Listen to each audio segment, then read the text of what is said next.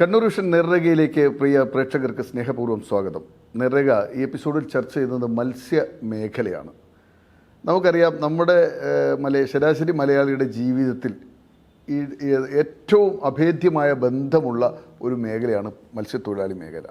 അറബിക്കടലിൻ്റെ ആഴങ്ങളിൽ നിന്ന് മത്സ്യം ശേഖരിച്ച്, അത് പുഴകളിൽ നിന്നൊക്കെ മത്സ്യം ശേഖരിച്ച് നമ്മുടെ വീടുകളിൽ എത്തിക്കുന്ന, അല്ലെങ്കിൽ നമ്മുടെ തീന്മേശയിലേക്ക് എത്തിക്കുന്ന വലിയൊരു വിഭാഗം, ലക്ഷക്കണക്കിന് തൊഴിലാളികളുള്ള ഒരു മേഖലയാണ് മത്സ്യത്തൊഴിലാളി മേഖല. ഈ മേഖലയിലെ പ്രതിസന്ധികൾ എപ്പോഴും രൂക്ഷമാണ്. നമ്മൾ അറിയുന്നില്ല അവരുടെ ബുദ്ധിമുട്ടുകളും അവരുടെ സങ്കടങ്ങളൊക്കെ. ട്രോളിംഗ് നിരോധന കാലഘട്ടം അവർക്ക് ഭയങ്കര വറുതിയുടെ കാലമാണ്. അതിൻ്റെ കൂടെ ഈ കപ്പൽ ദുരന്തങ്ങളൊക്കെ ഇങ്ങനെ ആവർത്തിക്കുകയാണ്. മത്സ്യത്തൊഴിലാളി മേഖല മുഴുവൻ ആശങ്കയിലാണ്. ശരിക്കും എങ്ങനെയാണ് അവരുടെ ജീവിതം? ഏതാണ്ട് 52 ദിവസം നീണ്ടു നിൽക്കുന്ന ട്രോളിങ്ങും നിരോധനം ഉൾപ്പെടെയുള്ള വിഷയങ്ങൾ വരുമ്പോൾ ആ സമൂഹം എങ്ങനെ മുന്നോട്ട് പോകുന്നു? നമുക്കേറ്റവും രുചിയേറിയ വിഭവങ്ങൾ മത്സ്യസമ്പത്തിൽ നമ്മുടെ തീന്മേശകളിലെത്തിക്കുന്ന ആ വിഭാഗത്തിൻ്റെ ജീവിതത്തിലൂടെയുള്ള ഒരു യാത്രയാണ് നേർരേഖയുടെ എപ്പിസോഡ്. അതിൽ വ്യത്യസ്ത രാഷ്ട്രീയ പ്രസ്ഥാനങ്ങളുടെ തൊഴിലാളി സംഘടനകൾ ശക്തമായിട്ടുണ്ട്, രാഷ്ട്രീയമില്ലാത്ത സംഘടനകളുമുണ്ട്. അപ്പോൾ അവരിലെ പ്രധാനപ്പെട്ട ഒരു 3 പേർ ഇന്ന് നേർരേഖയിൽ നമ്മോടൊപ്പം ചേരുകയാണ്. അതിൽ മത്സ്യത്തൊഴിലാളി യൂണിയൻ്റെ ജില്ലാ സെക്രട്ടറി NP ശ്രീനാഥ്, അതുപോലെ തന്നെ മത്സ്യത്തൊഴിലാളി കോൺഗ്രസിൻ്റെ ജില്ലാ പ്രസിഡന്റ് ടി നിഷാത്ത്, ഒപ്പം നമ്മുടെ കൂടെ ഫിഷ് മർച്ചൻറ്റ് ഗിൽസ് അതിൻ്റെ സംസ്ഥാന സെക്രട്ടറി K ഹക്കീം. 3 പേർക്കും നേർരേഖയിലേക്ക് ഹൃദയപൂർവ്വം സ്വാഗതം. ഞാൻ ശ്രീനാഥിൽ നിന്ന് തുടങ്ങാം. ശ്രീനാഥ്, താങ്കൾ എത്ര കാലമായി ഈ മത്സ്യത്തൊഴിലാളി മേഖലയായിട്ട് ബന്ധപ്പെട്ട് പ്രവർത്തിക്കുന്നു? ഞാൻ ഏകദേശം ഒരു 18 വർഷമായി ഈ മേഖലയുമായി. 18 വർഷം മുമ്പ് താങ്കൾ ചെന്നിറങ്ങുന്ന ആ മേഖലയുടെ ഒരു സാഹചര്യം എന്തായിരുന്നു? ആ കാലഘട്ടത്തിൽ തുടങ്ങാം നമുക്ക്. വളരെ ദയനീയമായൊരു സ്ഥിതിയായിരുന്നു അന്ന്.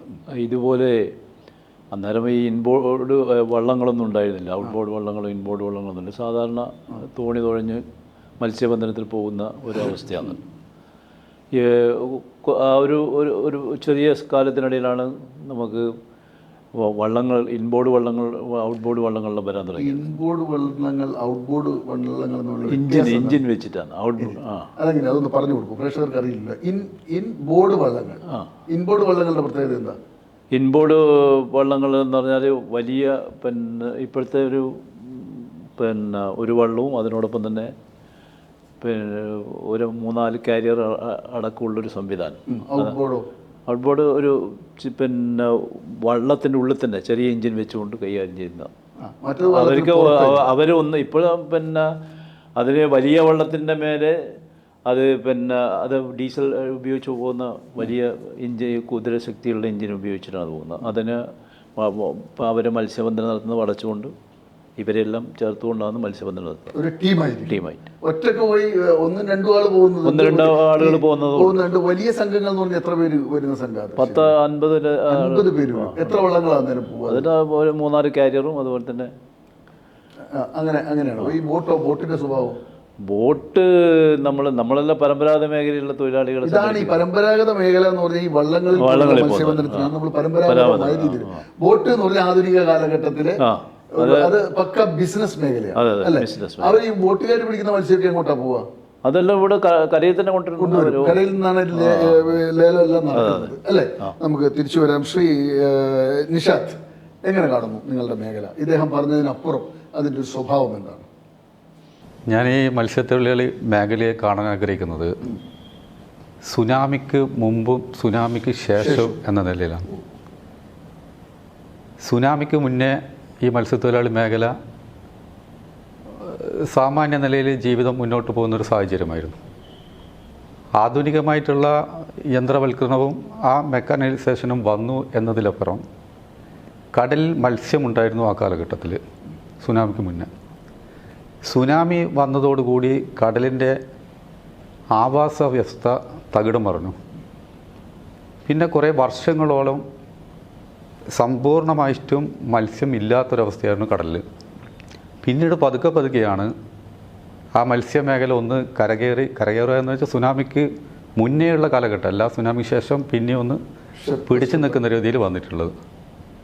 അത് ഇപ്പോഴും ആ ഒരു പ്രതിസന്ധിയിലാണ് ഇപ്പോഴും ഉള്ളത്. പിന്നീട് മറ്റു പല കാരണങ്ങളാൽ മത്സ്യസമ്പത്തിൻ്റെ ഗണ്യമായ കുറവ് വന്നു. സുനാമിക്ക് ശേഷവും ഈ പാരിസ്ഥിതിക പ്രശ്നങ്ങൾ, കാലാവസ്ഥാ വ്യതിയാനം, ആഗോള താപം, അതുപോലെ ഫാക്ടറികളും മറ്റും പുറത്തേക്ക് വിടുന്ന രാസമാലിന്യങ്ങൾ, അതുപോലെ പ്ലാസ്റ്റിക് മാലിന്യങ്ങൾ, ഇത്തരത്തിലുള്ള ഒരുപാട് പ്രശ്നങ്ങൾ കൊണ്ട് കടലിൽ മത്സ്യസമ്പത്ത് കുറഞ്ഞു. അപ്പോൾ സുനാമിക്ക് മുന്നേ ഉള്ള ആ ഒരു കാലഘട്ടം സാമാന്യം ജീവിക്കാൻ പറ്റുന്ന ഒരു കാലഘട്ടമായിരുന്നെങ്കിൽ സുനാമിക്ക് ശേഷം വലിയ രീതിയിലുള്ള പ്രതിസന്ധിയാണ് മത്സ്യത്തൊഴിലാളി മേഖല, ദുരിതപൂർണ്ണം. അതിനിടയിൽ പ്രകൃതി നൽകുന്ന അത്തരം തിരിച്ചടികൾ, അതോടൊപ്പം കാലാനുസൃതമായി ഓരോ ഘട്ടങ്ങളിലും സർക്കാരുകൾ സ്വീകരിക്കുന്ന ചില നയങ്ങൾ, ആ നയങ്ങൾ കാരണവും പ്രതിസന്ധികൾ ഉണ്ടായിട്ടുണ്ട്. അതിൻ്റെ ഏറ്റവും ഒടുവിലത്തെ ഒരു വിഷയമാണ് ഇപ്പം വരുന്നത് കടൽ മണൽ ഖനനം. ആ കടൽ മണൽ ഖനനം എന്ന് പറയുന്നത് വളരെ പ്രതികൂലമായിട്ട് സുനാമിക്ക് മുമ്പ് ഉള്ളതിനേക്കാളും സുനാമിക്ക് ശേഷം വന്നതുപോലെ സമ്പൂർണമായ ഒരു രണ്ടാം സുനാമി മാറും ഈ കടൽ ഖനനം വന്നു കഴിഞ്ഞാൽ. അത് കടലിൻ്റെ ആവാസ വ്യവസ്ഥയും അതുപോലെ സമ്പൂർണമായിട്ടുള്ള നാശത്തിലേക്ക് പോകും. നമ്മളിപ്പം പോയിക്കൊണ്ടിരിക്കുന്നു. അടുത്ത സുനാമി എന്ന് പറയുന്നത് ഈ കടൽ മണൽ ഖനനമായിരിക്കും. ഈ മേഖലയെ ഞാൻ കാണുന്നതെന്ന് പറഞ്ഞാൽ ഏകദേശം ഒരു 10-30 വർഷത്തെ ബിസിനസ് വ്യാപാരം ചെയ്തുള്ള ബന്ധമാണ് എനിക്ക്. എന്ത് തന്നെ ആയാലും പിന്നെ പഴയ കാലത്തെ ഞാൻ വരുന്ന ഈ ജോലിയിൽ ഇറങ്ങുന്ന കാലഘട്ടങ്ങളിലൊക്കെ അന്ന് ഈ യന്ത്രവൽകൃത സംവിധാനങ്ങൾ കുറവായിരുന്നു. അന്ന് വള്ളങ്ങൾ തുഴഞ്ഞു പോയി മത്സ്യം പിടിച്ചു കൊണ്ടുവരുന്ന മത്സ്യം ആയിരുന്നു. പക്ഷെ അതിന് ശേഷം ഇപ്പോഴത്തെ ഇങ്ങോട്ടുള്ള ഈ പറഞ്ഞ കുറച്ച് കാലങ്ങൾക്ക് ഇങ്ങോട്ട് ഈ യന്ത്രവൽകൃത ചെറിയ വള്ളങ്ങൾ വരെ യന്ത്രം വെച്ച് പോയി മത്സ്യം പിടിച്ചുകൊണ്ടിരുന്നൊരു കാലഘട്ടമായി. അപ്പോൾ അതുകൊണ്ട് തന്നെ കുറേ നമ്മുടെ നിഷാദ് സാർ പറഞ്ഞതുപോലെ ഈ പാരിസ്ഥിതിക പ്രശ്നം കടലിൽ ഉണ്ടാകുന്ന ഈ വള്ളങ്ങളിൽ ഉണ്ടാകുന്ന ഈ വിഷയങ്ങളുണ്ടല്ലോ, ഇതിൻ്റെ പുക കാര്യങ്ങളും ഇതൊക്കെ ഉണ്ടാകുമ്പോൾ അതൊക്കെ ബന്ധപ്പെട്ടിട്ട് എന്ത് തന്നെ ആയാലും മത്സ്യത്തിൻ്റെ ഒരു കരക്ക് വരുന്ന ആ ഇത് ഒന്ന് മാറിക്കഴിഞ്ഞു, ഒന്ന് മേലോട്ട് പോയി. മുമ്പേ ഉണ്ടായിരുന്ന മത്സ്യത്തിൻ്റെ രുചിയും കാര്യമൊന്നും നമ്മുടെ ഇപ്പോഴത്തെ മത്സ്യത്തിന് കാണില്ല. ഇപ്പോൾ ഏറ്റവും ചുരുങ്ങി പറഞ്ഞു കഴിഞ്ഞാൽ നമ്മളിപ്പോൾ ഫിഷിംഗ് ബോട്ടിൻ്റെ സംവിധാനം മുൻപേ രാവിലെ പോയി വൈകുന്നേരം വരുന്ന ബോട്ടുകളായിരുന്നു ഫിഷിംഗ് ബോട്ട്. ഇന്നൊരു ഫിഷിംഗ് ബോട്ട് പോയി കഴിഞ്ഞാൽ ചുരുങ്ങിയത് 5 ദിവസം, അതൊരു മാസക്കാലം വരെ കടലിൽ നിന്ന് ഫിഷ് ചെയ്ത് കൊണ്ടുവരുന്ന മത്സ്യങ്ങളാണ്. അപ്പോൾ ഈ ഒരു മാസം പിടിക്കുന്ന മീനിലാണ് അതിനുള്ള സംവിധാനം ബോട്ടിൽ തന്നെ സജ്ജീകരിച്ച് കഴിഞ്ഞു. ഒരു മാസം വരെ. ഇന്ന് ഒരു ബോട്ട് പോയി കഴിഞ്ഞാൽ ഒരു മാസം കഴിഞ്ഞ് ബോട്ട് തിരിച്ചു വരുന്ന ബോട്ടുണ്ട്. അത് ഒരു ദിവസം കൊണ്ട് വരുന്നത്. എത്ര പേരുണ്ടാവും ആ ബോട്ടിലേക്ക്? അത് 7 പേര് 8 പേര് 10 പേര്. എത്ര ദൂരം വരെ പോവും കരയിൽ നിന്ന്? അത് നമുക്കിവിടെ നിയമം 20 നോട്ടിക്കൽ മൈൽ മറ്റാണ് കേരളത്തിന്റെ ആവാസ വ്യവസ്ഥ. ആ ഒരു പരിധിക്ക് വെച്ചിട്ടാണ് പോവുക. പക്ഷെ അത് ഇവിടെ കിട്ടിയില്ലെങ്കിൽ അത് കരഭാഗത്തു കൂടി എവിടെയാണോ മീനുള്ളത് ഹണ്ട് ചെയ്ത് പിടിക്കും. അതിന് അവർക്ക് വല്ല സിഗ്നൽ ഉണ്ടോ മീനുള്ള സ്ഥലങ്ങൾ? അവര് ഇപ്പൊ അതിനുള്ള സംവിധാനങ്ങളുണ്ട്. അത് പിന്നെ ഇതിന്റെ ഇതൊക്കെ ഉണ്ടല്ലോ, നമ്മളെ റഡാറും കാര്യങ്ങളൊക്കെ, അതൊക്കെ വെച്ചുകൊണ്ടാണ് ഫിഷിംഗ് ബോട്ടിൽ തന്നെ റഡാർ ഫിറ്റ് ചെയ്തിട്ട് പരിപാടി. അവര് ക്യാമറ വെച്ചിട്ട് മത്സ്യം വരുന്ന ഭാഗങ്ങൾ കണ്ടെത്തും. അങ്ങനെ സൂം ചെയ്ത് നോക്കാം. അപ്പൊ ബോട്ടുകളിൽ ക്യാമറ അടക്കം വള്ളങ്ങളിലടക്കമുണ്ട്. വളരെ ഹൈടെക് ആയി. പണ്ട് തൊഴിഞ്ഞു പോയി മലയിടുന്നത് പോലെയല്ല, കൃത്യമായ ലൊക്കേഷൻ കണ്ടെത്തും. പണ്ട് അവര് അതിനെ പൊലപ്പ് നോക്കിയിട്ട് പോയി ചെയ്യുന്നില്ലേ. എന്താ പറയുന്നത്? പൊലപ്പ് എന്ന് പറഞ്ഞാൽ അതിന്റെ അർത്ഥം കൂട്ടമായ മത്സ്യം. അതിനനുസരിച്ചിട്ടാണ് അന്നേരം പോയി അവരൊന്ന് പോയി വലയിടുന്നത്. ഇതേ ഇന്ന് അതിന്റെ ആധുനിക ടെക്നോളജി, നിങ്ങൾക്ക് ഏടിയ മത്സ്യമുള്ളതെല്ലാം കണ്ടെത്താനുള്ള സംവിധാനങ്ങളുണ്ട്. ചെറു മത്സ്യങ്ങളൊക്കെ കൂട്ടമായ വരിക, കൂട്ടമായി ആണ് സഞ്ചരിക്കും. ചെറിയ അയില ആയിക്കോട്ടെ, മത്തി ആയിക്കോട്ടെ, ഇങ്ങനെയുള്ള ചെറു മത്സ്യങ്ങൾ അധികവും കൂട്ടമായി സഞ്ചരിക്കും. അത് അവർ ഈ മത്സ്യത്തിന് കടലിൽ പോകുന്ന തൊഴിലാളികൾക്ക് മനസ്സിലാവും. അവരെ കാഴ്ചയിൽ തന്നെ കുറേ ദൂരത്ത് കാണും. അവർ ഇന്ന ഭാഗത്ത് മത്സ്യത്തിൻ്റെ കൂട്ടുണ്ടെന്നുള്ള അവർക്ക് കണ്ടെത്താൻ കഴിയും. അതുപോലെ തന്നെ അവർക്കെല്ലാം ഇന്നത്തെ വെള്ളത്തിൻ്റെ ഒഴുക്ക് കാര്യങ്ങളൊക്കെ ആ മത്സ്യത്തൊഴിലാളികൾക്ക് കൃത്യമായിട്ട് മനസ്സിലാവും. നമുക്ക് പുറത്ത് നിൽക്കുന്നില്ല, അവർക്ക് അതിൻ്റെ ഒക്കെ കൃത്യമായ അറിയാം. ഇതിൻ്റെ ഒക്കെ പുറമെയാണ് ഇപ്പം നമുക്ക് നമ്മുടെ രാജ്യത്തിന് പറ്റിയ ഏറ്റവും വലിയ ക്ഷീണം എന്ന് പറഞ്ഞു കഴിഞ്ഞാൽ ഈ നമ്മുടെ ബോട്ടിലെ മത്സ്യം ഇവിടെ പിടിക്കുന്നതിന് പുറമെ ഇപ്പോൾ ഏകദേശം 1500 വിദേശ ട്രോളർക്ക് അനുമതി കൊടുത്തു. അതും ഈ കടലിൽ തന്നെയാണല്ലോ വന്നിട്ട് ഫിഷ് ചെയ്തുകൊണ്ടിരിക്കുന്നത്. അത് ആ സംവിധാനം എന്ന് പറഞ്ഞാൽ ചെറിയ സംവിധാനമല്ല. അതിൽ വന്നിരിക്കുന്നത് വലിയ, കാരണം ഒരു ഷിപ്പ് വന്നു കഴിഞ്ഞാൽ ആ ഷിപ്പിൽ നിന്ന് പിടിക്കുന്ന മത്സ്യം അതിൽ തന്നെ സംസ്കരിച്ച് അതിൽ തന്നെ പിന്നെ പാക്ക് ചെയ്ത് അത് തന്നെ കമ്പനികളിലേക്ക് പിന്നെ കരക്കെത്തുന്ന എല്ലാ സംവിധാനവും നല്ല രീതിയിൽ പരമ്പരാഗത മത്സ്യത്തൊഴിലാളി ബാധിക്കുന്നുണ്ട്. അതാണ് ആ ഒരു ട്രോൾ. അതൊന്നും പിന്നെ നമുക്ക് പിന്നെ ശരിക്കും പറഞ്ഞാൽ അതിനെപ്പറ്റി ഒന്നൊരു പഠനം നടത്തിയ ഒരു ചർച്ചക്ക് വരുന്നില്ല.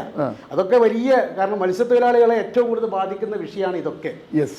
നമുക്ക് ശ്രീ നിഷാദ്, ഈ നമ്മുടെ മത്സ്യത്തൊഴിലാളി കേരളത്തിൽ മൊത്തം എത്ര ലക്ഷം മത്സ്യത്തൊഴിലാളികൾ ഉണ്ടാവും?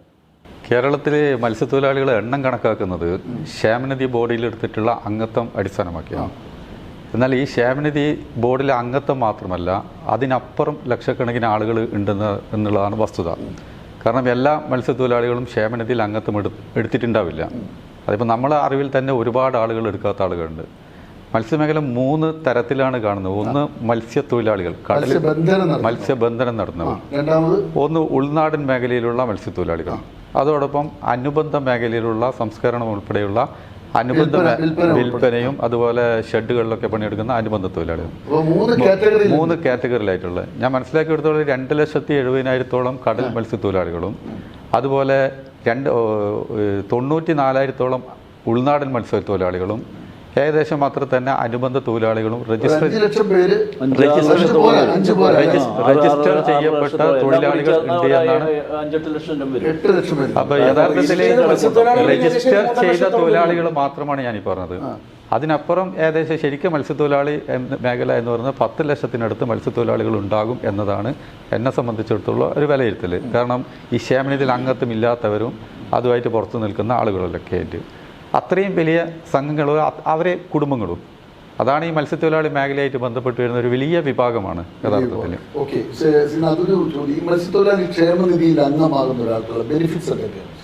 ഇപ്പോൾ ചെയ്യണം മത്സ്യത്തൊഴിലാളികൾ അവർ പ്രതിമാസം പൈസ അടക്കണം. പങ്കാളിത്ത പെൻഷൻ പോലെയാണോ? അതെ, നേരത്തെ 120 അതിപ്പം വർദ്ധിച്ച് 300 രൂപയാക്കി. അവർക്ക് എപ്പോൾ മുതൽ അതിന്റെ ആനുകൂല്യം കിട്ടി തുടങ്ങുക? അവർ ചേർന്നിട്ട് 1 വർഷം കൊണ്ട് കിട്ടും. എന്താണ് അവർക്ക് കിട്ടുന്ന ആനുകൂല്യം? അവർക്ക് കുട്ടികളുടെ വിവാഹത്തിന് ഇപ്പോൾ നിലവിൽ ആദ്യം 10,000, ഇപ്പോൾ 25,000 രൂപ. 25,000 പിന്നെ വിദ്യാഭ്യാസ ആനുകൂല്യം കിട്ടുന്നുണ്ട്. പിന്നെ ആളുകൾ പിരിഞ്ഞു കഴിഞ്ഞാൽ പെൻഷൻ കൊടുക്കും. പെൻഷൻ എത്ര കിട്ടിക്കൊണ്ടിരിക്കും? പെൻഷൻ ഇപ്പോൾ സാധാരണ മറ്റുള്ള ക്ഷേമ പെൻഷൻ പോലെ 1,600 രൂപയാണ് അവർക്ക് ലഭിക്കുന്നത്. അല്ല, അതേ പൈസയാണ് അവർക്ക് കൊടുത്തത്.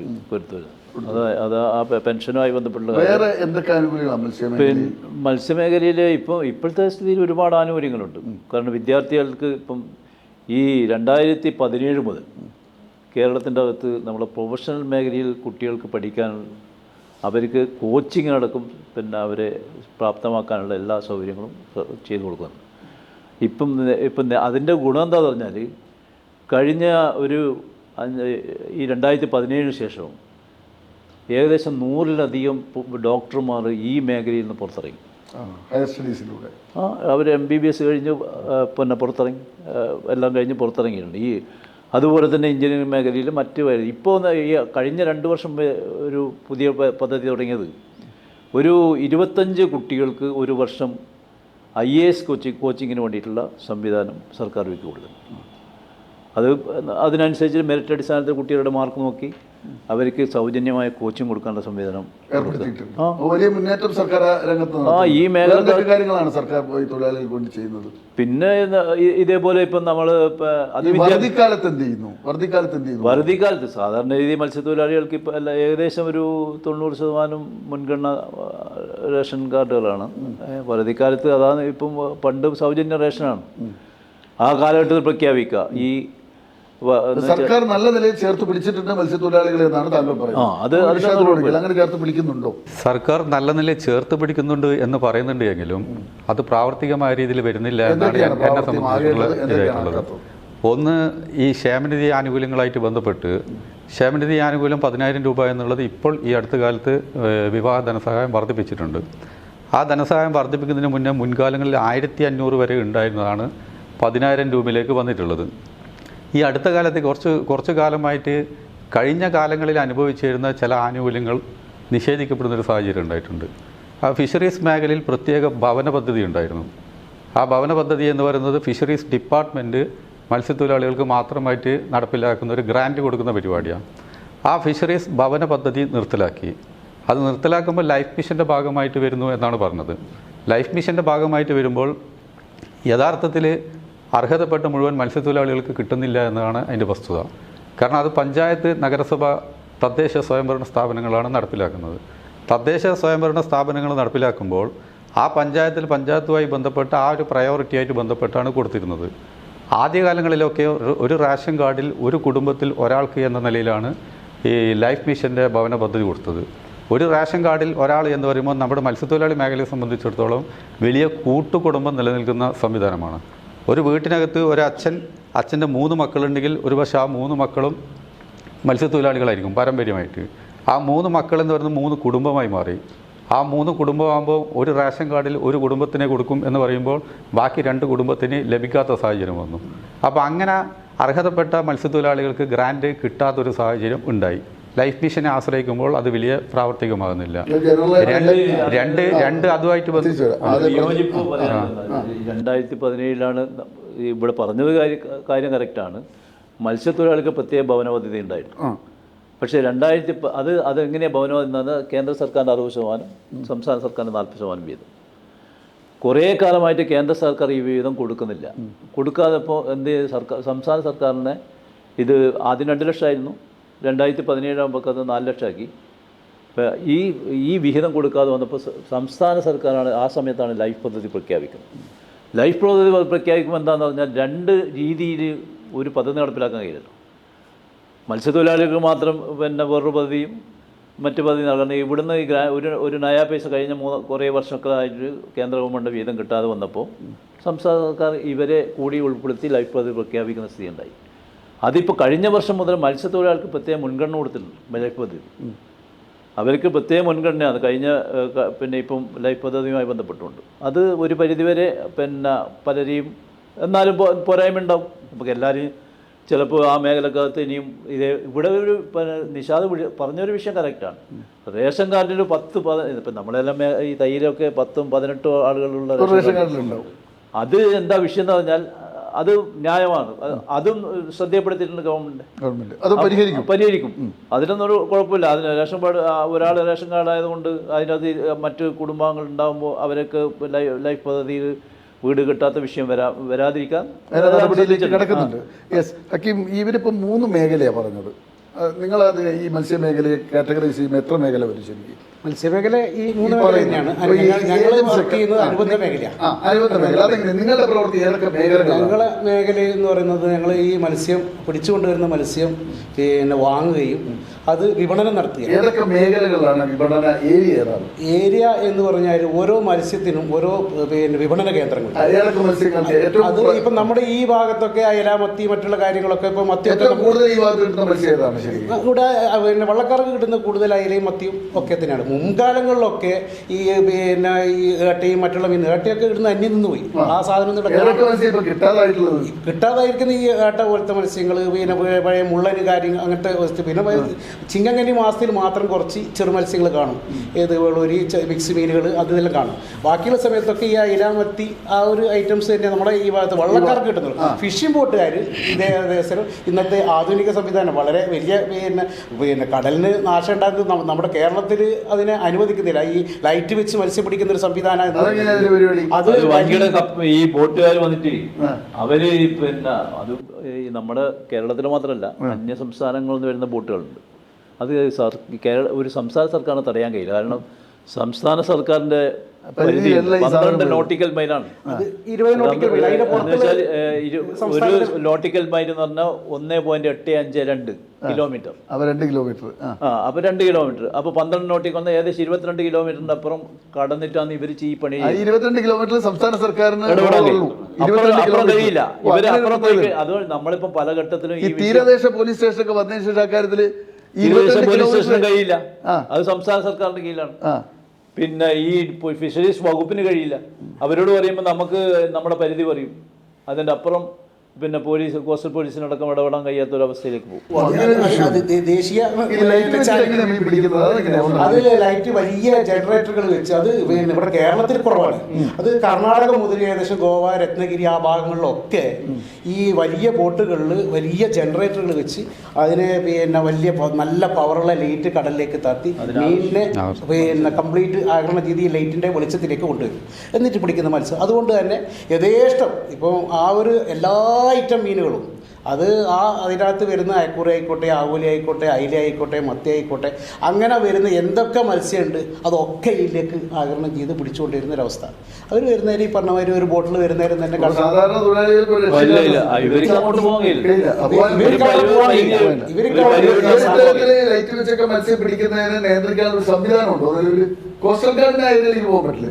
പോകുന്നതിന് കുഴപ്പമില്ല. പക്ഷേ ഇത് സംസ്ഥാന സർക്കാരിൻ്റെ ഇടപെടലിൻ്റെ ഒരു പിന്നെ പ്രശ്നം അത്രയേ ഉണ്ടാവുള്ളൂ. സംസ്ഥാന സർക്കാർ നിയന്ത്രിക്കേണ്ട ഒരു കാര്യം കൂടെ ഉണ്ട്. ഇപ്പോൾ ഒരു ഇത് വരുന്നുണ്ട്, ഈ കടലിൻ്റെ കരഭാഗത്ത് ഈ ഇത് കെട്ടിയിട്ട് പിന്നെ ഇത് കെട്ടിയിട്ട് മത്സ്യത്തെ ആകരണം ചെയ്ത് പിടിക്കും.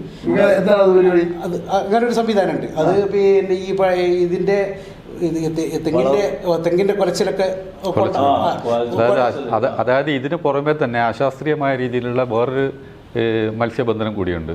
അത് കൂടുതലായിട്ടും തലശ്ശേരി, മാഹി ഈ ഏരിയയിലാണ് കാണുന്നത്. അതായത് കൊലച്ചില്, പ്ലാസ്റ്റിക് കുപ്പി, ഈ പ്ലാസ്റ്റിക് കുപ്പിയും കൊലച്ചിലും ഉപയോഗിച്ചുകൊണ്ട് മത്സ്യബന്ധനം ഇങ്ങനെ ആയിരക്കണക്കിന് കുപ്പികൾ നിരത്തിയിടും കടലില്.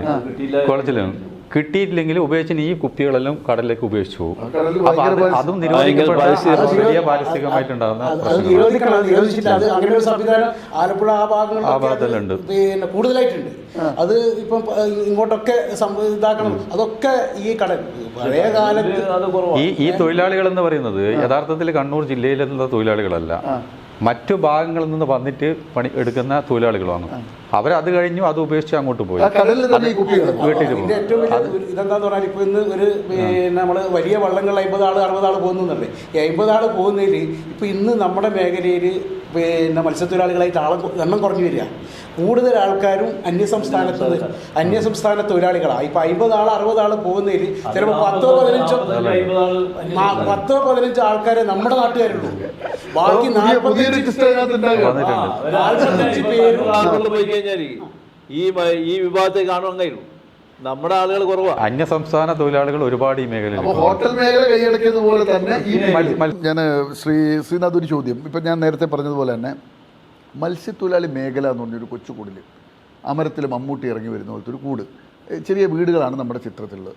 ഇന്നും അങ്ങനെ തന്നെ കുറേ വീടുകൾ നമ്മൾ കാണും. ഇപ്പം ഞാൻ കടന്നു വരുന്നത് തലായി ഭാഗത്തു നിന്നാണ്, എൻ്റെ വീട് ആ ഭാഗത്താണ്. അവിടെ വരുമ്പോൾ ഈ കൊച്ചു കുടിലുകൾ ഇന്നും നമ്മൾ കാണുന്നു. കേരളം വലിയ കുതിച്ചുചാട്ടം എല്ലാ മേഖലയിലും ഉണ്ടായിക്കൊണ്ടിരിക്കുന്നത്. ഇപ്പോൾ ഹോട്ടലിലൊക്കെ പണ്ട് സപ്ലയറായി നിന്നവരുടെ കോലമല്ല ഇന്ന്, അവർ മൊത്തം മാറി. അങ്ങനെ കാലത്തിനനുസരിച്ച് എന്ന് പറഞ്ഞാൽ ഈ പറമ്പിൽ കൊത്താൻ വരുന്നയാൾ 1000 രൂപ വിത്ത് ഫുഡ്, രാവിലെ 7 മണിക്ക് വരുന്നു, ഉച്ചയ്ക്ക് 2 മണിക്ക് കയറുന്നു. ആ രീതിയിൽ വലിയ ഡെവലപ്മെൻറ്റ് എല്ലാ മേഖലയിലും ഉണ്ടായി. എന്തുകൊണ്ട് ഈ മത്സ്യത്തൊഴിലാളി മേഖലയിൽ അങ്ങനെ ഒരു വലിയ നിലക്കുള്ള പുനരധിവാസം നടക്കുന്നില്ല? ഇനി അഥവാ നടക്കുന്നുണ്ടെങ്കിൽ അത് എത്രത്തോളം ഉണ്ട്? അതിലെന്താണെന്ന് ഈ മത്സ്യത്തൊഴിലാളികളെ അവരെ കടൽ തീരത്ത് നിന്ന് അടുത്താണല്ലോ ഇവരെല്ലാം താമസം. സാധാരണഗതിയിൽ നമ്മൾ വളരെ അടുത്ത് തന്നെ താമസിക്കുന്ന ഒരു വിഭാഗമാണ്. അപ്പം ഇപ്പം ഗവൺമെൻറ് പ്രഖ്യാപിച്ചത് അവരെ അവിടെ നിന്ന് മാറ്റി പാർപ്പിക്കുക. അതിനാണ് പുനർഗേഹം പദ്ധതി എന്നൊരു പദ്ധതി കേരള സർക്കാർ കൊണ്ടുവന്നത്.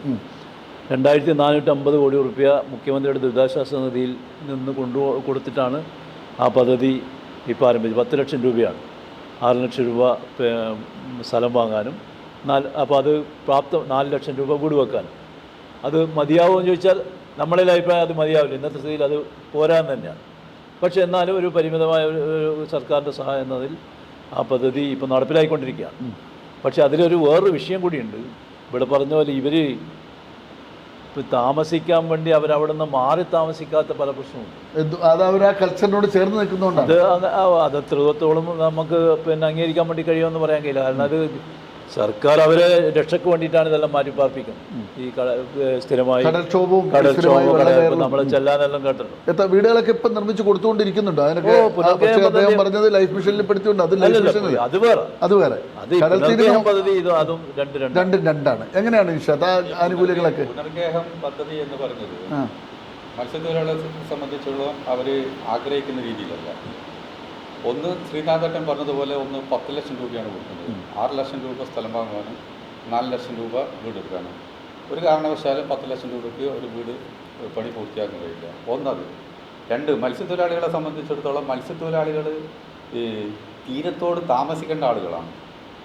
അവർക്ക് ഈ തീരപ്രദേശത്ത് നിന്നും 10-20 കിലോമീറ്റർ ദൂരെ പോയിട്ടാണ് താമസിക്കാൻ കഴിയും. പക്ഷെ പുതിയ കാലഘട്ടത്തിൽ എപ്പോഴും പ്രോബ്ലംസ് ആണല്ലോ. അല്ല, അതിന് വേണ്ടത് അവർക്ക് ആ പ്രദേശത്ത് തന്നെ തീരദേശ മേഖലയിൽ തന്നെ ആ സൗകര്യങ്ങളുള്ള ഭവന പദ്ധതികൾ തുടങ്ങുവാനും നിലവിലുള്ള സ്ഥലത്ത് വെക്കുവാനുള്ള കടലാക്രമണ ഭീതി എപ്പോഴും ഉണ്ടല്ലോ.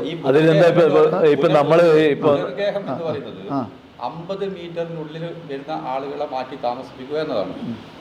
കടലോര മേഖലയിൽ രൂക്ഷമായ കടലാക്രമണവും മറ്റുള്ള സംവിധാനങ്ങളും വരുമ്പോൾ ഒരു വലിയ ഭീഷണിയുണ്ട്. പക്ഷെ ആ 50 മീറ്റർ എന്ന് പറയുന്നത് ഈ വളരെ ദൂരെ പോയിട്ട് താമസിക്കാൻ കഴിയില്ല. അതുകൊണ്ടാണ് പല ആളുകളും തീരദേശത്തുള്ള ആളുകൾ ഇത് ഒഴിഞ്ഞു പോകാൻ തയ്യാറാവാത്തത്. കാരണം അവർ പുലർച്ചക്കെല്ലാം വന്നിട്ട് കടലിൽ പോകേണ്ട ആളുകളാണ്. 2 മണിക്കും 1 മണിക്കും 3 മണിക്കെല്ലാം പുലർച്ചയ്ക്ക് ഉണ്ടാകും. ഇവിടെ നിന്ന് കിലോമീറ്ററുകൾ വേറെ ഏതെങ്കിലും മലയോര മേഖല മറ്റു പ്രദേശങ്ങളിൽ പോയി കഴിഞ്ഞാൽ അവർക്ക് പണിയെടുക്കാൻ പോകാൻ പറ്റില്ല. അതുകൊണ്ട് അവരതിന് താല്പര്യപ്പെടുന്നില്ല. മേഖലയിലേക്ക് ഇതര സംസ്ഥാന തൊഴിലാളികളുടെ ഒരു വലിയ വരവുണ്ടല്ലോ. വലിയ വരവ് അതെങ്ങനെയാണ്? അത് ഏതൊക്കെ തരത്തിൽ നമ്മളെ ബാധിക്കും? മത്സ്യത്തൊഴിലാളി എന്ന് വെച്ചാൽ ഇതിപ്പം നമ്മളൊരു വള്ളം, എനിക്കൊരു വള്ളമുണ്ട്. അതിൻ്റെ അകത്തൊരു ദിവസേന ഒരു 10-20 ആൾ പോകണം മത്സ്യം പിടിക്കാൻ വേണ്ടി. നമ്മൾ 20 ആളെ നമ്മുടെ നാട്ടുകാരെ കിട്ടിയാലേ കിട്ടൂല. ഇന്നത്തെ കാലഘട്ടത്തിൽ അത് മത്സ്യത്തൊഴിലാളി മേഖലകളിലേക്ക് ആളുകൾ വരുന്നില്ല. എല്ലാവരും പഠനം കഴിഞ്ഞ് മറ്റു ജോലിയിലേക്ക് അങ്ങനെ ഒരു ബ്രാൻഡ് ചെയ്യപ്പെടുന്നുണ്ട് മത്സ്യത്തൊഴിലാളി മേഖല. അവരെ ഇന്നത്തെ ഒരു ആധുനിക കാലഘട്ടത്തിൽ അവരുടെ കുട്ടികളുടെ വിദ്യാഭ്യാസം എല്ലാം കുറെ കൂടി മെച്ചപ്പെട്ടു കഴിഞ്ഞാൽ അവർ പിന്നെ ഇങ്ങോട്ടേക്കല്ലല്ലോ പോകുന്നത്. മത്സ്യത്തൊഴിലാളി മേഖല മാത്രമല്ല, അതിപ്പോൾ എല്ലാം നമ്മൾ മുൻകാലങ്ങളിൽ ഒരു മുടി കുറിക്കാൻ പോയാൽ നമ്മൾ പിന്നെ നമ്മുടെ നാട്ടിലുള്ള ആൾക്കാരായിരുന്നു മുടി കൊടുക്കുന്നത്. ഇന്നാരെങ്കിലും ഉണ്ടോ? ഇല്ല. ഒരു ബാർബർ ഷോപ്പ് പോയാലും നമ്മുടെ ആൾക്കാരെ കാണാനില്ല. സമസ്ത മേഖലകളിലും ഇത് നമ്മൾ തൊഴിൽ തേടി പുറത്തേക്കും അവരിങ്ങോട്ടും ഇതൊരു കൾച്ചർ വന്നിട്ടുണ്ട്. ഹക്കീം, നിങ്ങളുടെ ഈ മത്സ്യമേഖലയിൽ ഇവിടുത്തെ മത്സ്യങ്ങൾക്ക് പുറമെ നിങ്ങൾ ക്രയവിക്രയം നടത്തുന്നത് എവിടത്തേക്ക് മത്സ്യങ്ങളാണ്? അതിൻ്റെ സ്വഭാവം എന്താണ്? നമ്മളെ ഉന്മേഷയിൽ ഇപ്പോഴും അയക്കൂറയും ആവലിയിൽ ഇപ്പോഴും എത്തുന്നുണ്ട്. നമ്മളിപ്പോൾ ഇന്ത്യയിലുള്ള മിക്ക ഹാർബറുകളിൽ നിന്നും സാധനം കാരണം ഏകദേശ ഹാർബറിൽ സാധനങ്ങൾ ഇന്ന് പിടിച്ചു കഴിഞ്ഞാൽ ഒന്നുകിൽ ഒരു ദിവസം അല്ലെങ്കിൽ 2 ദിവസം, അല്ലെങ്കിൽ മാക്സിമം പോയ ഒരു 3 ദിവസത്തിനുള്ളിൽ നമുക്ക് സാധനം അത് സംസ്കരിച്ച് പിന്നെ കൃത്യമായി പാക്ക് ചെയ്ത് കൊണ്ടുവരാനുള്ള സംവിധാനം ഇന്നുണ്ട്. പണ്ടൊക്കെ ഒരു ചെറിയ വാഹനത്തിൽ കൊണ്ടുപോയി അപ്പുറത്തൊരു മാർക്കറ്റിൽ ഒരു കൊട്ടയിൽ വെച്ച് കൊണ്ടുപോയി ഇറക്കി. ഏറ്റവും കൂടുതൽ മത്സ്യം കേരളത്തിലേക്ക് അല്ലെങ്കിൽ കണ്ണൂർ ജില്ലയിലേക്ക് ഏറ്റവും കൂടുതൽ മത്സ്യം വരുന്ന ഏതൊക്കെ സ്ഥലത്ത് നിന്നാണ് ശരിക്കും? കണ്ണൂർ, കൂടുതൽ കർണാടകം, ഗോവ, ഇപ്പം മഹാരാഷ്ട്ര എന്നൊക്കെ ഇഷ്ടമായൊരു സാധനം. പുറത്തുനിന്ന് വരുന്ന മത്സ്യങ്ങൾ ഏറ്റവും കൂടുതൽ ഏതൊക്കെ മത്സ്യങ്ങളാണ്? എല്ലാ മത്സ്യങ്ങളും ഉണ്ട്. ഒരു മത്സ്യം മാത്രമല്ല, അയിലയും മത്തിയും ആഗോലിയും ഒക്കെ എല്ലാ മത്സ്യങ്ങളും വരും. ചിലപ്പോൾ മാർക്കറ്റിൽ പോയാൽ പറയുന്നത് ഞങ്ങൾ ചൂണ്ടയിട്ട് പിടിച്ചതാണെന്ന് വലിയ കാണിക്കുന്നുണ്ട്. എല്ലാം അങ്ങനെ ചൂണ്ടക്കാരുണ്ട്. ഇവിടുന്ന് നമ്മൾ തലായി ഹാർബറിന്ന് ചൂണ്ടക്കാർ ഇപ്പവും പോകുന്നുണ്ട്. ചൂണ്ടക്കാരുടെ പ്രക്രിയ എങ്ങനെയാണ്? തടി കെട്ടി പോകുന്ന ചൂണ്ടക്കാരുണ്ട് ഇപ്പോഴും. തടി കെട്ടിയിട്ട് ഈ മരം തടി കെട്ടിയിട്ട് അതിന്റെ മുകളിൽ പായും കെട്ടിയിട്ട് പോയിട്ട് ചൂണ്ടക്ക് പിടിച്ചുകൊണ്ടിരുന്ന. അപ്പൊ ഇതെങ്ങനെയാ അതിന്റെ ഗതി ഇപ്പൊ ഉണ്ട്. അങ്ങനെ അതേ രീതിയിൽ പോയിട്ട് പിടിച്ചോണ്ടിരുന്ന ആൾക്കാർ. അത് പിന്നെ ഇപ്പൊ ഒരു 1-2 വർഷം മുമ്പേ വരെ നമ്മുടെ തലയിൽ വരെ ഉണ്ടായിരുന്നു. പോയി അതുവരെ ഉണ്ടായിരുന്ന മീനോ ഒരാളാ പോവുക ഈ പായും കെട്ടിട്ട് പോകുന്ന, അയാളത് പോയിട്ട് ആ വലിയ ചൂണ്ട മത്സ്യം പിടിച്ചുകൊണ്ട് വരുന്നൊരു കാലഘട്ടം. ഇന്നും അയാൾ പോകുന്നുണ്ട്, തലയത്തിനുണ്ട്. അയാൾ ഇപ്പോഴും തലയത്തിന് അവിടെ നിന്ന് പിന്നെ ഇപ്പം വെള്ളത്തിലാ പോകുന്നതെങ്കിലും ഇപ്പം ഇതിന്റെ ഈ ഗതി നിയന്ത്രിക്കാനുള്ള സംവിധാനം പായ് കെട്ടിയിട്ടാ പോവാ. അത് അവർക്ക് അതിന് കൃത്യമായിട്ട് അറിയാം. ആ പായ് കെട്ടിയിട്ട് അതിനെ കൃത്യമായിട്ട്, മുൻകാലങ്ങളിൽ അങ്ങനെ ആയിരുന്നല്ലോ, ഇപ്പോഴും അതേ രീതിയിൽ പോയിട്ട് പിടിച്ചുകൊണ്ടിരുന്ന ആൾക്കാർ. അത് കൂടുതൽ ആൾക്കാരുള്ളത് നമ്മുടെ ഇവിടെയല്ല, തിരുവനന്തപുരം ജില്ലയിൽ തിരുവനന്തപുരത്ത് കുളച്ചിൽ എന്ന് പറയുന്ന ഒരു സ്ഥലമുണ്ട്. അവിടെയുള്ള ആൾക്കാരാണ് ഇവിടെ വന്നിട്ട് കൂടുതൽ ഈ ചൂണ്ടന്റെ മത്സ്യം പിടിക്കുന്നവർ തികച്ചവരാ. ഈ ചൂണ്ട എടുത്തിട്ട് പോയാൽ അവർ എത്ര കിലോമീറ്റർ അപ്പുറം വരെ പോയിട്ട് ഇത് ചൂണ്ടയിടും? ഇപ്പോൾ ഈ ചൂണ്ടക്ക് മാത്രം പോകുന്ന ഫിഷിംഗ് ബോട്ടുകളുണ്ട്. ഇപ്പോൾ എറണാകുളം അത് ബോട്ടിൽ പിന്നെ ചൂണ്ടയും കൊണ്ട് തന്നെ പോയി. എത്ര പേര് ചൂണ്ടയിടും അന്നേരം? അത് മാക്സിമം പോയ ബോട്ടിൽ ഒരു 10 പേരല്ല പോവാ. ആ 10 പേര് അതിനുള്ള പിന്നെ ഒരു സ്രാങ്ക് ഉണ്ടാവും, ഒരു പിന്നെ ഇത് ഓടിക്കുന്ന ഒരാളുണ്ടാവും, അതിൻ്റെ ഒരു പിന്നെ എൻജിൻ വർക്ക് ചെയ്യുന്ന ഒരാളുണ്ടാവും. അപ്പം അതിന് കൂടാതെ ബാക്കിയുള്ള കൈയാൾ. ശരിക്കും അതിനേക്കാൾ നല്ലത് വല ഉപയോഗിച്ചെടുക്കുന്നതല്ലേ ഈ ചൂണ്ട മീൻ? ഈ ചൂണ്ടയിട്ട് പിടിക്കുന്നതും വലയിൽ ചൂണ്ടയിൽ കയറാത്ത മത്സ്യങ്ങളാണ് ഈ ചൂണ്ടയ്ക്ക് പിടിക്കുന്ന മത്സ്യം തന്നെ. ഇതൊക്കെ ചൂണ്ടയിൽ തന്നെ കിട്ടുന്ന മത്സ്യങ്ങളാണ്, വലിയ മത്സ്യം. അത് വലിയ സ്രാവുകളായിക്കോട്ടെ, പിന്നെ സ്രാവുകൾക്ക് മുമ്പേ ഇവിടുന്ന് നമ്മുടെ തലശ്ശേരി നിന്നൊക്കെ ഈ വേപ്പുകാരെന്ന് പറയും, അത് പുറംകടലിൽ പോയിട്ട് വലിയ സ്രാവുകളെ പിടിച്ചുകൊണ്ട് വരികയാണ്. ഇന്നാ വേപ്പുകാരെ പണി ഇവിടെ നിന്ന് പോയത് എന്തുകൊണ്ടാന്ന് പറഞ്ഞാൽ നമ്മുടെ തലശ്ശേരിയൊക്കെ ഇപ്പം വേപ്പിൻ്റെ വലിയ കമ്മിറ്റികളും മറ്റുള്ള ഒക്കെ ഉണ്ടായിരുന്നു. അപ്പം ഇന്ന് ആ വേപ്പുകാർ ഇപ്പോൾ ഉണ്ട്. വേപ്പുകാരെന്ന് ഈ സ്രാവ് വേപ്പുകാർ, സ്രാവിന് പോകുന്ന വേപ്പുകാർ, അവർ സ്രാവ് അത് പുറംകടലിൽ പോയിട്ട് ചൂണ്ടയിട്ട് സ്രാവിനെ പിടിച്ചുകൊണ്ട് വരിക. അത് കണ്ട 20 കിലോമീറ്ററിന് അപ്പുറം പോയിട്ട് അത് 20 കിലോമീറ്ററിൽ അപ്പുറം പുറത്ത് പോയിട്ട് അത് കപ്പലത്തിൽ ഇപ്പോഴവിടെ അനുവദിക്കുന്നില്ല. എന്നാൽ ഇപ്പോൾ അത് പോകാനും പറ്റുന്നില്ല. കാരണം ഇപ്പോഴത്തെ ഈ വിദേശ കപ്പലിൻ്റെ ഒക്കെ ഇതുകൊണ്ട് തന്നെ ഇവർക്ക് അവിടെ പോകാൻ പറ്റുന്നില്ല. ആ ഭാഗത്തേക്ക് പോയിട്ട് മത്സ്യബന്ധനം നടത്തിയിട്ട് വരാം. അതുകൊണ്ട് തന്നെ നമ്മുടെ നാട്ടിൽ നിന്ന് അത് അന്യം നിന്ന് പോയി. ഇപ്പം വരുന്നത് എവിടുന്ന ഈ സ്രാവ് ഇവിടെ വരുന്നുണ്ട്. ഇപ്പോൾ അത് എറണാകുളത്തൊക്കെ ബോട്ടുകാർ ഇതേപോലത്തെ ഷിപ്പുകാർ പിടിച്ചുകൊണ്ട് വരുന്ന സാധനം പിന്നെ അവരെന്ത് ചെയ്യുമെന്ന് പറഞ്ഞാൽ ആ ഷിപ്പിലുള്ള സാധനം അവർ അത് പിന്നെ കളക്ട് ചെയ്ത് ഇതിൻ്റെ ചിറക് ഇങ്ങനെ വലിയ മാർക്കറ്റാണ് ഈ സ്രാവിൻ്റെ ചിറകിന്. ആ ചിറക് കട്ട് ചെയ്തിട്ട് പിന്നെ അരി കൊടുക്കും, പിന്നെ മാർക്കറ്റിലേക്ക് കൊടുക്കും. അത് ചില പിന്നെ ബോട്ടുകാരെന്തൊക്കെ ഡയറക്റ്റ് തന്നെ കൊടുക്കും. എന്നിട്ട് ഇവിടെ വന്നു കഴിഞ്ഞാൽ നമ്മൾ വിൽപ്പന നടത്തിയൊരു ചെറുക് കട്ട് ചെയ്തിട്ട് റിട്ടേൺ കൊടുക്കണം. അങ്ങനെയൊക്കെ പരിപാടി. അങ്ങനെ പരിപാടി ചെറുകിന് വലിയ മാർക്കറ്റ്. അതുപോലെ തന്നെയാണോ മീൻമുട്ട? ചില മീൻമുട്ടകൾക്കൊക്കെ വലിയ വിലയുണ്ടെന്നെല്ലാം പറയുന്നത് അതുണ്ട്. അത് ചില മത്സ്യങ്ങൾ ആ രീതിയിലുള്ള വലിയ ലക്ഷക്കണക്കിന് വിലയുള്ള മത്സ്യങ്ങളൊക്കെ ഉണ്ട്. അതിനെന്തെല്ലോ പ്രാധാന്യം വഹിക്കുന്ന വിഷയങ്ങൾ. ചില മത്സ്യങ്ങൾ 20 ലക്ഷത്തിന് വിളിച്ച് 30 ലക്ഷം, അതെല്ലാം ഒറ്റപ്പെട്ട മത്സ്യങ്ങളെ കാണും. ഈ മത്സ്യത്തിൻ്റെ മുട്ട നമ്മളിപ്പോൾ മത്തീൻ്റെ മുട്ട തന്നെ കിട്ടാനില്ല. എന്തെങ്കിലും കിട്ടിയാൽ 1 കിലോ മത്തി 100 രൂപ കിട്ടുന്നതിന് 1 കിലോ മുട്ടക്ക് 400 രൂപ കൊടുക്കണം. കിട്ടാനില്ല. അത് ആ ഒരു രീതിയിലാണ്. അതിനൊക്കെ ആളുകളുണ്ട്. പക്ഷെ അതൊക്കെ ഈ സമയത്ത് ഇപ്പോൾ മുട്ടയുള്ള സമയമാണ്. മത്തിയുടെ പ്രജനനമായതുകൊണ്ടല്ലോ ട്രോളിങ് നിരോധനം. അതാ നമ്മളിപ്പം മത്സ്യം പ്രജനന സമയമാണ്. ഈ ട്രോളിംഗ് നിരോധനത്തിന്റെ ഒരു കാലയളവ് അത് എന്തിനു വേണ്ടി എന്നുള്ളത് വിശദമായി പറയാൻ പറ്റും? അത് ഇത് മത്സ്യത്തിന്റെ പ്രജനന കാലമാണ് ജൂലൈ മാസങ്ങളിൽ. അതാണ് ഈ മത്തിയയിലെ ഈ നമുക്ക് സുലഭമായി കിട്ടുന്ന മത്സ്യങ്ങളുടെ പ്രജനനകാലമാണ് ട്രോൾ ബാൻ ചെയ്യാൻ വേണ്ടി തീരുമാനിച്ചത്. ശാസ്ത്രീയമായി പഠനം നടത്തിയിട്ടാണ്. എല്ലാ വർഷവും ഈ 52 ദിവസം. നേരത്തെ അങ്ങനെ 1958 തുടങ്ങുന്നത്. ട്രോൾ ബാൻ തുടങ്ങുന്നത് 1958. ആദ്യമായിട്ട് ഇന്ത്യയിൽ കൊല്ലത്താണ് ഇതിൻ്റെ ആരംഭം. കൊല്ലമാണ് ഈ കേരളത്തിലെ ഏറ്റവും അധികം മത്സ്യസമ്പത്തുള്ള സ്ഥലം. കൊല്ലം പരപ്പ് എന്ന് അതിനെ പറയാം. കൊല്ലം ബാങ്ക് അവിടെയാണ് ഏറ്റവും കൂടുതൽ മത്സ്യസമ്പത്തുള്ളത്. അവിടെയാണ് ഇതിനെ തുടക്കം കുറിച്ചത് 1988. പിന്നീട് തുടർന്ന് ഇങ്ങോട്ട് വന്ന് പിന്നീട് ഇന്നും ഈ 52 ദിവസം തന്നെയാണോ മാറ്റം? അതിലൊരു അല്ല, അത് അന്ന് 62 ദിവസമാണ്. 1988 62 ദിവസമാണ്.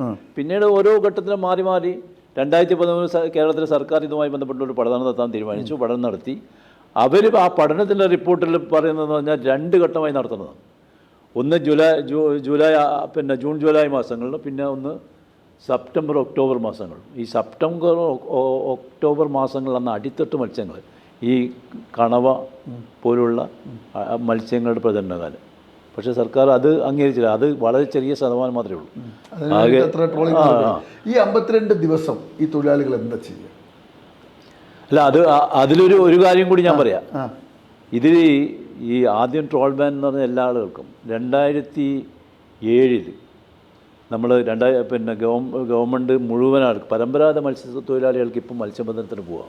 ട്രോളിംഗ് നിരോധനമില്ല. അവർക്ക് മാത്രമേ പോകാം. എവിടുത്തെ മാതിരി 12 നോട്ടിക്കൽ മൈൽ വരെ പോവാം. കേരളത്തിൻ്റെ അതിർത്തിയിൽ, എന്ന് വെച്ചാൽ സംസ്ഥാന അതിർത്തിയിൽ പോവാം. അവർക്ക് മത്സ്യം പിടിക്കാം. ഒരു തടസ്സമില്ല. അതെപ്പം വന്നതെന്ന് 2007 ഈ ട്രോൾ ബാൻ എല്ലാവർക്കും ബാധിച്ചപ്പോൾ കേരളത്തിലെ ഗവൺമെൻറ് ഒരു നിയമം കൊണ്ടുവന്നു.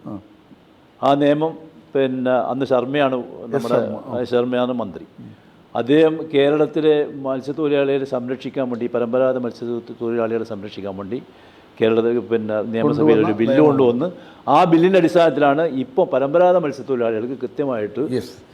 എനിക്കത് ചോദിക്കാനുള്ളത് ശ്രീ നിഷാദ്, ഈ കപ്പൽ അപകടം ഇപ്പം ഉണ്ടായിരിക്കുന്നു. ആകെ ആശങ്കയിലാണ്. പല വിഷദ്രാവകങ്ങൾ കപ്പ ഇങ്ങനെ ഒഴുകുന്നു. എന്താണ് അതിനെക്കുറിച്ച് താങ്കൾക്ക് പറയാനുള്ളത്? ഞാൻ നേരത്തെ സൂചിപ്പിച്ചതുപോലെ ഈ സുനാമിക്ക് ശേഷം വന്നിട്ടുള്ള ഈ പാരിസ്ഥിതിക പ്രശ്നങ്ങളിലും അത് മണൽക്കാരനുമായി ബന്ധപ്പെട്ട് തീരദേശ മേഖലയിലെ സർവനാശത്തിന് വഴിവെക്കുമെന്ന് പറയുമ്പോൾ അതിന് കൂടുതൽ വേഗത കൂട്ടുന്ന ഒരു നടപടിയായിട്ടാണ് ഇപ്പോഴത്തെ കപ്പൽ ദുരന്തം കാണുന്നത്. കാരണം ഈ വിഷമാലിന്യങ്ങൾ കടലിലേക്ക് തള്ളിക്കഴിഞ്ഞാൽ ഇപ്പം തന്നെ വലിയ പ്രയാസങ്ങൾ ഉണ്ടായിട്ടുണ്ട്. ആ വാദം മത്സ്യം ചത്തൊടുങ്ങും, മത്സ്യം കംപ്ലീറ്റ് നശിക്കും. അത് നശിക്കുന്നതോടുകൂടി ഒരു തീരദേശ മേഖല മത്സ്യത്തൊഴിലാളികൾ മാത്രമല്ല തീരദേശ മേഖല മുഴുവൻ സ്തംഭിക്കുന്ന രീതിയിലേക്ക് വരും. അതാണ് കപ്പൽ ദുരന്തമായിട്ട് കൂടുതൽ വേഗത്തിൽ സംഭവിച്ചിട്ടുള്ളത്. അത് ഘട്ടം ഘട്ടമായിട്ടാണ് മറ്റ് ഫാക്ടറികളിൽ നിന്ന് ചെറിയ തോതിലേക്കാണ് വരുന്നത്. കൊച്ചി പോലുള്ള ആലുവ പോലുള്ള മേഖലകളിൽ എത്തിക്കഴിഞ്ഞാൽ ഫാക്ടറികളിൽ നിന്നും ഇതുപോലെ നഗരത്തിലെ മാലിന്യങ്ങൾ കടലിലേക്കല്ലേ? അപ്പൊ ഇത് ടണ്ണ് കണക്കിന് ആയിരക്കണക്കിന് കണ്ടെയ്നറുകൾ വരുന്നത്, ഒരുപാട് കണ്ടെയ്നറുകളിൽ രാസമാലിന്യങ്ങളാണ്, മറ്റുള്ള രാസപദാർത്ഥങ്ങളാണ് എന്ന് ഇപ്പോൾ പുറത്ത് വന്നിട്ടുണ്ട്. അത് കടലിനെ വളരെ ഗുരുതരമായിട്ട് തന്നെ ബാധിക്കും. അങ്ങനെ എന്താണ് ഈ മത്സ്യം കഴിക്കാൻ പാടില്ല എന്നൊക്കെ അതിപ്പോ മത്സ്യം ഇപ്പോൾ ആദ്യത്തെ അപകടം MSC എൽസ അവിടെ നമ്മുടെ വിഴിഞ്ഞത്ത് വരുന്ന വഴിക്കാണ് അപകടം ഉണ്ടായി. അതിനകത്ത് ഒരുപാട് കണ്ടെയ്നറുകൾ പിന്നെ ഒഴുകി വന്നു. പല നമ്മുടെ ആലപ്പുഴയിലും അതുപോലെ തന്നെ കൊല്ലത്തും അടിയുകയും ചെയ്തു. അത് വലിയ പ്രയാസം ഉണ്ടാക്കി മത്സ്യത്തൊഴിലാളികൾക്ക്. കാരണം നാട്ടിലെ ഈ പ്രത്യേകിച്ച് മാധ്യമങ്ങൾ ഇതിനി മത്സ്യം കഴിക്കാൻ പാടില്ല, രൂക്ഷമായ പ്രശ്നമാണ്. മാധ്യമങ്ങളാകെ ജനങ്ങളെ അങ്കലാപ്പാക്കുക. ശരിക്കും അങ്കലാപ്പുണ്ടോ അതിനകത്ത്? അല്ല, അത് അങ്കലാപ്പ് എന്ന് പറഞ്ഞാൽ ഇപ്പം പഠനം അനുസരിച്ചിട്ട് പിന്നെ CMFR അതിൻ്റെ ഒരു റിപ്പോർട്ട് വന്നത് മത്സ്യം കഴിക്കുന്നതിന് പ്രയാസമില്ലാന്ന് ഈ അടുത്ത ദിവസം വന്ന്. അങ്ങനെയാണ് അതിനെ അത് മത്സ്യം കഴിക്കുന്നതിന് പ്രയാസമില്ലാന്നാണ് പറഞ്ഞിരിക്കുന്നു. ഇപ്പോൾ രണ്ടാമത്തെ അപകടം വന്നു. നമ്മൾ അന്നേരം പറഞ്ഞത് അഴീക്കൽ നിന്ന് 75 നോട്ടിക്കൽ മേലെ അപ്പുറം എന്നാണ്. ഇപ്പോൾ അത് എത്തിയിട്ട് അതിപ്പം അതിൻ്റെ അകത്തുള്ള കണ്ടെയ്നർ 16-ാം തീയതിയും 18-ാം തീയതിയും ആലപ്പുഴയിലും എറണാകുളത്തും കൊല്ലത്തും എത്താൻ വേണ്ടി പോകും. അന്നാണ് ദുരന്ത നിവാരണ പിന്നെ അവരുടെ റിപ്പോർട്ടിൻ്റെ അകത്ത് പറയുന്നത് ആ ദിവസങ്ങൾ അവിടെ സാധനം അങ്ങനെ മൂവ് ചെയ്തുകൊണ്ടിരിക്കുകയാണ്. അത് മൂവ് ചെയ്ത് പോകുമല്ലോ. പറഞ്ഞ പോലെ നിഷാത്ത് പറഞ്ഞ പോലെ പ്രതിസന്ധി തന്നെയല്ലേ ഇത്? പിന്നെ വലിയ രീതിയിലുള്ള പ്രതിസന്ധിയിലേക്ക് പോവല്ലേ മത്സ്യത്തൊഴിലാളി. അവർക്ക് ജീവിക്കാൻ വേണ്ടി കഴിയാത്ത അവസ്ഥ. എന്താണ് അപ്പോൾ അവരെയൊക്കെ ചേർത്ത് പിടിക്കാൻ വേറെ എന്തെങ്കിലും? ഇതെല്ലാം ചെയ്യേണ്ടതിൽ കേന്ദ്ര സർക്കാർ. കാരണം ഇതെല്ലാം വളരെ പ്രധാനമായി ചെയ്യേണ്ടത് കേന്ദ്രത്തിൻ്റെ സർക്കാരാണ്. ഇപ്പോൾ കേരളത്തിലെ സർക്കാർ പരിമിതമാണ്. 1000 രൂപ മത്സ്യത്തൊഴിലാളികൾക്ക് അവരൊരു സമാശ്വാസം എന്ന് പറഞ്ഞിട്ട് കൊടുക്കാൻ തീരുമാനിച്ചത്. 6 കിലോ അരിയും. അതാണ് ഇപ്പം കേരളത്തിലെ സർക്കാർ ചെയ്യാൻ തീരുമാനിച്ചത്. കേന്ദ്രം വളരെ കൃത്യമായി ഇടപെടേണ്ടതാണ്. അവരുടെ നഷ്ടപരിഹാരം വാങ്ങിക്കൊള്ളണം. ഈ കപ്പലുകാരുടെ നിന്ന് വാങ്ങണം ഇതെല്ലാം. കോടതിയിൽ പോയിട്ടുണ്ട്. സുനാമി ദുരന്തം ഉണ്ടായപ്പോൾ സർക്കാർ കടാശ്വാസ കമ്മീഷൻ പ്രഖ്യാപിച്ചു. 2004 സുനാമി ഉണ്ട്. 2009 കടാശ്വാസ കമ്മീഷൻ വന്നു. 2007 2008 വരെയുള്ള കടബാധ്യത എഴുതിത്തള്ളുന്നതിന് വേണ്ടി 2009 മത്സ്യത്തൊഴിലാളി കടാശ്വാസ കമ്മീഷൻ വന്നു. ഇന്ന് 20 വർഷം പൂർത്തിയായിട്ടും കടാശ്വാസ കമ്മീഷന്റെ പ്രവർത്തനം പൂർണ്ണമായിട്ടില്ല. അല്ല, അത് കടാശ്വാസ കമ്മീഷന്റെ പ്രവർത്തനം സജീവമായിട്ടുണ്ടായിരുന്നു. ഒരുപാട് ആളുകളുടെ ഞാൻ ആ തീരദേശ മേഖലയിലെ ബാങ്കിൻ്റെ ഒരു മാനേജറായിട്ട് പ്രവർത്തിച്ചു. സാധാരണ ബാങ്കിൻ്റെ നമ്മുടെ ബാങ്കിൽ തന്നെ ഒരുപാട് ആളുകളുടെ കടം എഴുതി തള്ളിയിരുന്നു. ഒരു പ്രയാസമില്ലാതെ ചെയ്തിട്ടുണ്ട്. അത് കേരളത്തിലൊട്ടായാണ് തന്നെ. പക്ഷെ ചിലത് പിന്നെ ഇതുപോലെ വിഷയങ്ങളുണ്ടാവും. അത് ഇപ്പോൾ അത് നേരത്തെ നടന്നതാണ്. ഇപ്പോൾ ആ കമ്മീഷൻ എന്തടിസ്ഥാനത്തിലാണ് നിൽക്കുന്നു പറയാൻ കഴിയില്ല. അത് 2007 കമ്മീഷൻ തുടങ്ങി. അതിന്റെ പണി കഴിയേണ്ട സമയം കഴിഞ്ഞു. ഇപ്പോഴത് തുടരുന്നുണ്ട്. അതെന്താ ഈ പൂർണ്ണമായിട്ടും ആളുകളുടെ കടബാധ്യത എഴുതിത്തള്ളുന്ന നടപടി ഇനിയും പൂർത്തിയായിട്ടില്ല. 20 വർഷമായിട്ട് പൂർത്തിയായിട്ടില്ല. ഇനി ഇത് നിലനിൽക്കുന്നത് ഇനി നിലനിൽക്കുന്നതുകൊണ്ട് അർത്ഥവും ഇല്ല. അർത്ഥമില്ല.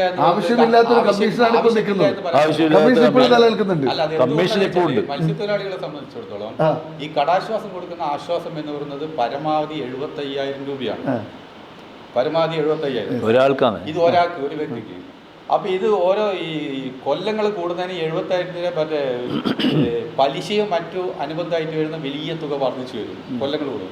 അതുകൊണ്ട് ഒട്ടുമിക്ക തൊഴിലാളികളും ഈ കടം അവർ തന്നെ അടച്ച് ക്ലിയറാക്കുന്ന സാഹചര്യം വന്നു. കടം എഴുതി തള്ളിയിട്ടുണ്ട്. എഴുതി തള്ളിയതിൻ്റെ കണക്ക് എൻ്റെ കയ്യിൽ കൃത്യമായിട്ടുണ്ട്. പക്ഷേ ഇപ്പോൾ കഴിഞ്ഞ കുറേ വർഷമായിട്ട് മത്സ്യത്തൊഴിലാളികളുടെ കടം എഴുതി തള്ളുന്നതിനേക്കാൾ കൂടുതൽ തുക കടാശ്വാസ കമ്മീഷന്റെ പ്രവർത്തനങ്ങൾക്ക് വേണ്ടിയിട്ടാണ് മാറ്റിവെക്കുന്നത്. അത് അവരുടെ DA ഉൾപ്പെടെയുള്ള അവിടെ ഓഫീസ് സംവിധാനം വളരെ ഗൗരവമുള്ള ഒരു വിഷയമാണ്. ആധികാരികമായ രേഖ എന്റെ കയ്യിലുണ്ട്. അല്ല, അതെന്ത് അതിനെ സംബന്ധിച്ച് അതിപ്പം ഈ വിഷയത്തിന്റെ ഭാഗമായി 2007 ഇദ്ദേഹം പറഞ്ഞ ലക്ഷക്കണക്കിന് ഉറുപ്പികയല്ലേ? അങ്ങനെ വരുമെന്ന് അറിയില്ല. കാരണം കമ്മീഷൻ്റെ അകത്ത് ആകെ 5-6 എന്നാലും വലിയ പൈസയല്ലേ ഇങ്ങനെ വേണ്ടാത്തൊരു കമ്മീഷൻ. ഇനി എന്ത് കമ്മീഷൻ വന്നിന്? അല്ല, അതിന്റെ ആവശ്യമുണ്ടോന്ന് സർക്കാർ പരിശോധിക്കേണ്ടത്. എപ്പോഴെങ്കിലും ആലോചിച്ചിട്ടുണ്ടോ? എൻ്റെ അടുത്ത് അതുമായിട്ട് ബന്ധപ്പെട്ടൊരു കണക്കുണ്ട്. കണക്ക് എന്ന് പറയുന്നത് 2021 വരെ ഘട്ടം ഘട്ടമായിട്ട് ചെലവാക്കിയിട്ടുള്ളത്. 2010 വരെ 18 കോടി രൂപയാണ് കടാശ്വാസ കമ്മീഷൻ മത്സ്യത്തൊഴിലാളികൾക്ക് വേണ്ടി തൊഴിലാളികൾക്ക് നൽകിയത്. 2011-16 168 കോടി രൂപ കൊടുത്തു. 18 കോടി കൊടുക്കാൻ വേണ്ടി 168 കോടി അല്ലല്ല അവർക്ക് കൊടുത്തില്ല, മത്സ്യത്തൊഴിലാളി കൊടുത്തു. 2016 ശേഷം 15 കോടി കൊടുത്തു. പക്ഷേ ഇതുമായിട്ട് ബന്ധപ്പെട്ട് ഈ കഴിഞ്ഞ കുറച്ച് കാലമായിട്ട് തൊഴിലാളികൾക്ക് കടബാധ്യത കൊടുക്കുന്ന കാര്യത്തിൽ നടപടികളില്ല. 2,29,97,460 രൂപ ശുപാർശ ചെയ്ത വിഷയത്തിൽ കൊടുക്കാനുണ്ട്. ശുപാർശ ചെയ്ത ഗവൺമെന്റ് 5,83,00,000 രൂപയാണ് ഓഫീസിന്റെ പ്രവർത്തനവുമായിട്ട് ബന്ധപ്പെട്ട് ചെലവാക്കിയിട്ടുള്ളത്. 2016-17 5,39,00,000 രൂപ ഓഫീസുമായിട്ട് ബന്ധപ്പെട്ട പ്രവർത്തനങ്ങൾക്ക് ചെലവാക്കി. ആ തുക തൊഴിലാളികൾക്ക് കൊടുക്കാനുള്ള നടപടി വേഗത്തിൽ തീർക്കേണ്ടതായിരുന്നു. കൊല്ലങ്ങൾ കൂടുന്നതിന് ബാങ്കിലുള്ള വായ്പേന്റെ പലിശ കൂടിക്കൂടി വരുന്നു. പ്രാഥമിക ഘട്ടത്തിൽ സഹകരണ സംഘങ്ങളും സഹകരണ സ്ഥാപനങ്ങളും മത്സ്യബന്ധന മുഖാന്തരം എടുത്തിട്ടുള്ള എല്ലാം തള്ളിയിട്ടുണ്ട്. ആദ്യ കാലഘട്ടത്തിലൊക്കെ തള്ളിയിട്ടുണ്ട്. പക്ഷെ പിന്നെ അവിടെ കെട്ടി വെച്ച് നീട്ടി കൊണ്ടുപോകുന്നത് വഴി ഇവർക്ക് ഇതിന്റെ പ്രയോജനം ലഭിക്കാത്ത സാഹചര്യം വന്നു. കാരണം 75,000 രൂപയാണ് പരമാവധി കിട്ടുന്നത്. ആ 75,000 പലിശ ഇനത്തിൽ അതിന്റെ 10 ഇരട്ടിയായിട്ട് വരും. അതാണ് അതിന്റെ ഒരു വിഷയം. പുറത്തു നിന്ന് വരുന്ന മത്സ്യങ്ങളിൽ ഏറ്റവും വില കൂടിയ മത്സ്യം ഏതാണ് ശരിക്കും? നമ്മുടെ ഈ വിപണിയിലൊക്കെ അയക്കൂറ ആകോലി ഏറ്റവും വില കുറഞ്ഞതോ വരുന്നത്? വില കുറഞ്ഞ അയലാമത്തി തന്നെ. അത് തന്നെ, അതായത് നമ്മൾ പുറത്ത് കാണുന്ന അതേ റേറ്റ്. സ്പെഷ്യൽ മത്സ്യങ്ങൾ എന്നൊക്കെ പറഞ്ഞിട്ട് വലിയ വില കൊടുത്ത് വിൽക്കുന്ന സ്പെഷ്യൽ മത്സ്യങ്ങൾ അത്യാവശ്യങ്ങൾ വെള്ളാവലി ചില മത്സ്യങ്ങൾ അങ്ങനെ എപ്പോഴും കാണാത്ത മത്സ്യങ്ങൾ, ചില വെറൈറ്റി മത്സ്യങ്ങളെ കുറിച്ചൊക്കെ കേൾക്കാറുണ്ട്. അത് ഇപ്പം കുറെ വളർത്തു മത്സ്യങ്ങൾ ഇറങ്ങുന്നുണ്ട്. അത് കൂടാതെ ഈ പുഴകളിൽ നിന്ന് വരുന്ന മത്സ്യങ്ങളുടെ പ്രവർത്തനം അതെങ്ങനെയാ? അതിന്റെ ഇതിനകത്ത് പെടുന്നുണ്ടോ? അത് വനിതകളുടെ റോൾ എന്താണ് ഈ രംഗത്ത്? മത്സ്യത്തൊഴിലാളി ഉൾനാടൻ മേഖലക്കകത്താണ് വനിതകളുടെ വളരെ കൃത്യമായിട്ടുണ്ടാവും. അവര് ഈ വല വളച്ച് പിടിക്കുന്നതാണ്. നമ്മൾ കുറ്റിവല ലൈസൻസ് കൊടുക്കുന്നത് സർക്കാർ. കുറ്റിവല ലൈസൻസ് എന്ന് പറഞ്ഞിട്ട് സർക്കാർ ഇപ്പം പണ്ടേ ഉള്ളതാണ്, ഇപ്പോൾ ഇല്ല. അത് പിന്നെ തുടർന്ന് ഇപ്പോൾ ലൈസൻസ് പുതുക്കി കൊടുക്കുന്നത് അവരാണ് ഇപ്പോൾ ഈ പണി ചെയ്യുന്നത്. വനിതകളും ഈ രംഗത്തുണ്ട്. അവരുണ്ട്. അതുപോലെ തപ്പിപ്പിടിക്കുന്ന ഒരു വിഭാഗമുണ്ട്. അതെങ്ങനെയാ? അത് അവര് ഒരു പാരമ്പര്യമായിട്ടുള്ള രീതിയാണ്. കടലിൽ പോകും, അതിന് കാലോട് ചവിട്ടിയിട്ട് ഇങ്ങനെ പിടിക്കുന്ന രീതിയാണ്. തപ്പിയിട്ട് പിടിച്ചിട്ട് മറ്റേ തേയിലെല്ലാം പറിക്കുന്ന കായലിൽ തപ്പി പിടിക്കുന്ന രീതി. പിന്നെ മത്സ്യബന്ധന മേഖല സ്ത്രീകൾ കടന്നു വന്നിട്ടുണ്ട്. ഇപ്പോഴും ആലപ്പുഴ ഭാഗത്ത് സ്ത്രീകളുണ്ട് കടലിൽ പോകുന്നത്. ഇതിന്റെ അപകട സാധ്യതകൾ എന്തൊക്കെയാണ് ഈ മത്സ്യബന്ധനത്തിൽ? ഇപ്പൊ നമ്മൾ റോഡിലാണെങ്കിൽ വാഹനങ്ങൾ കൂട്ടിയിടിക്കുന്നു, അല്ലെങ്കിൽ തെറിച്ചു വീഴുന്നു, കുണ്ടിൽ വീട് അപകടത്തിൽ പെടുന്നു, ഇങ്ങനെയൊക്കെ പറയാം. അതിന്റെ അപകടങ്ങളുടെ ഒരു സ്വഭാവം, അപകടത്തിന് വലിയ സാധ്യതയുള്ള മേഖലയാണല്ലോ. എന്തൊക്കെ അപകടങ്ങളാണ്?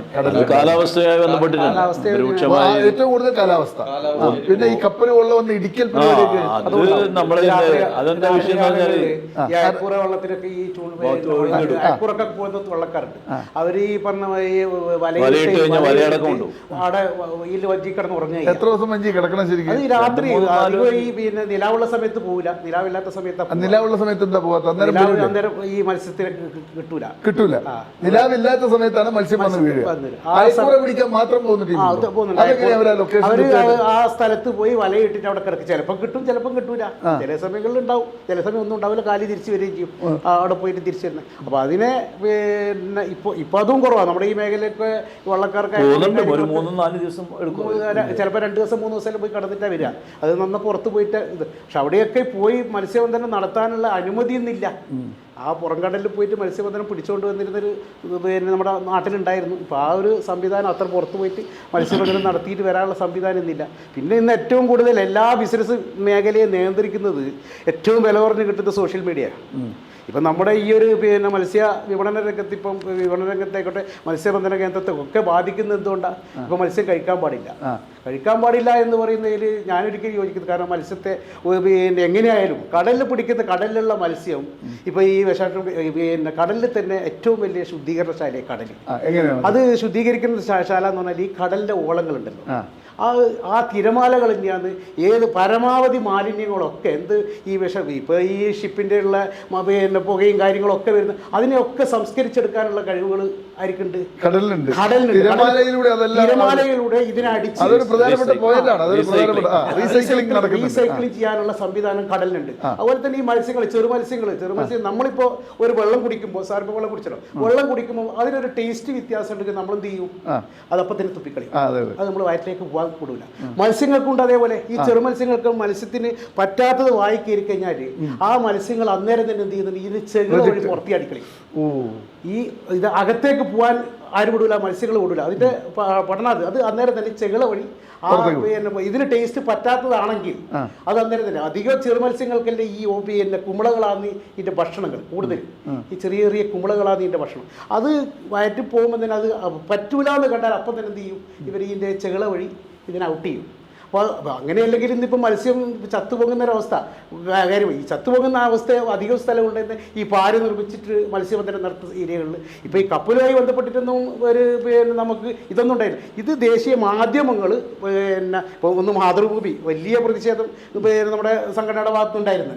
പിന്നെ വലിയ രീതിയിലുള്ള ഇതാണ് നടത്തിയത്. പിന്നെ മാരകമായ രോഗമുണ്ടാക്കുന്ന രീതിയിലേക്ക് അങ്ങനെയൊന്നൊരു സംഭവം ഉണ്ടാവില്ല. നമ്മളൊക്കെ യഥേഷ്ടം സുനാമി വന്നപ്പോൾ വായിന്ന് വിരൽ കിട്ടി, പിന്നെ അത് കിട്ടി ഇത് കിട്ടി എന്നപ്പോൾ അപ്പോഴും ഞങ്ങളൊക്കെ യഥേഷ്ടം മത്സ്യം കഴിച്ചിരുന്നു. ഒരു പ്രയാസം നമുക്കൊന്നും. കാരണം കഴിക്കാൻ മത്സ്യങ്ങളും തയ്യാറല്ല. ഒരു വേസ്റ്റ് കടലിൽ നമ്മൾ എത്ര വേസ്റ്റ് തള്ളിക്കഴിഞ്ഞാലും ഒരു ദിവസം, വർഷത്തിൽ ഒരു ദിവസമെങ്കിലും നമ്മുടെ തലശ്ശേരി തീരത്ത് തന്നെ ഈ പ്ലാസ്റ്റിക് മാലിന്യങ്ങൾ ഒരു ദിവസം അടിച്ചു കയറ്റും. ഒരു ദിവസം എല്ലാം വന്നിട്ട് കംപ്ലീറ്റ് കരക്കടിച്ച് കയറ്റുന്നൊരു സ്വഭാവം. അത് നല്ല ക്ഷോഭം ഉണ്ടാകുന്ന സമയത്ത് ഇപ്പോഴത്തെ പ്രത്യേകിച്ച് ഈ മത്സ്യങ്ങളിലൊന്നും ഇന്നുണ്ടാവില്ല. കാരണം ഏറ്റവും മാലിന്യങ്ങൾ ഇപ്പം വിഷാംശം കലർന്നത് ഒരു കപ്പലിലെ കണ്ടെയ്നർ പൊട്ടി മാലിന്യം കടന്നിട്ട് അതിന് റീസൈക്ലിംഗ് ചെയ്യാനുള്ള പെട്ടെന്ന് തന്നെ ആശങ്കകൾ വേണ്ട. മത്സ്യം കഴിക്കുന്നതിന് ആശങ്ക അതിപ്പം വേണ്ട. ഇപ്പൊ അത് ഇപ്പൊ ഇവര് CMFRയും മറ്റുള്ളവരും അവര് പരിശോധന നടത്തി തെളിയിച്ചു. പക്ഷെ ഇത് ഒരു മത്സ്യ തൊഴിലാളിയോട് ചോദിച്ചാൽ, ഒരു കടലിൽ പോയി മത്സ്യം പിടിക്കുന്ന ഒരാൾക്ക് ഒരാശങ്ക ഉണ്ടാവില്ല മത്സ്യം കഴിക്കുന്നതിനെ പറ്റി. മത്സ്യം അത്ര കൃത്യമായ അവരുടെ ഭക്ഷണക്രമങ്ങൾ അവർക്കുണ്ട്. അവർക്ക് എല്ലാത്തിനും ഒരു നിയന്ത്രണം ഉണ്ട്. അപ്പൊ അതുകൊണ്ട് തന്നെ നിയന്ത്രിക്കേണ്ട കാര്യം ഈ പിന്നെ സോഷ്യൽ മീഡിയ അത് എല്ലാ ബിസിനസ്സിനെയും ബാധിക്കുന്നുണ്ട്.